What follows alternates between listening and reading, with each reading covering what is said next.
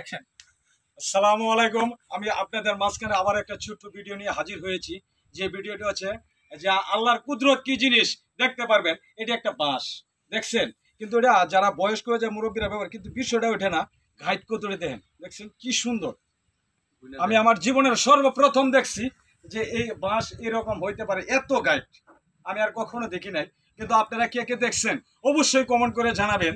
আর কিন্তু যদি বয়স্ক হয়ে যায় তাহলে বাপটাও কিন্তু নিতে পারবেন অবশ্যই।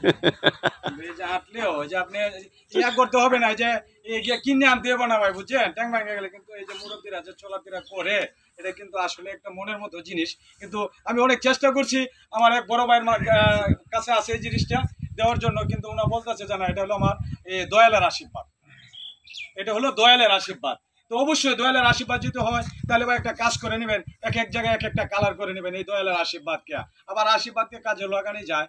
যদি কইলাম না যদি এই বয়সটা পরে তাহলে ভাই খুব সুন্দর মতো যাইতে পারবেন, কোনো সমস্যা হইব না। পায়ে সমস্যা হয়ে গেছে তাও চলবে, দেন গাইড কি পরিমাণ। তো হ্যালো গাইস, আজকে যে ভিডিওটি আপনাদেরকে দেখাচ্ছি একটা আনকমন ভিডিও। গাইড কি জোর না বেজোর? না না ভাই, কিসের জোর? আপনি কিলাইতে পারেন। আর গেতা লাগে তো ভাই, পারি না ভাই, যেমনি চাই যে দেন মজুদ। হ্যাঁ ভাই দেখে লই। একটা, দুই, তিন, চার, পাঁচ, ছয়, সাত, আট, নয়, 10, 11, 12, 13, 14। মাশাআল্লাহ, তাও আবার জোর 15টা।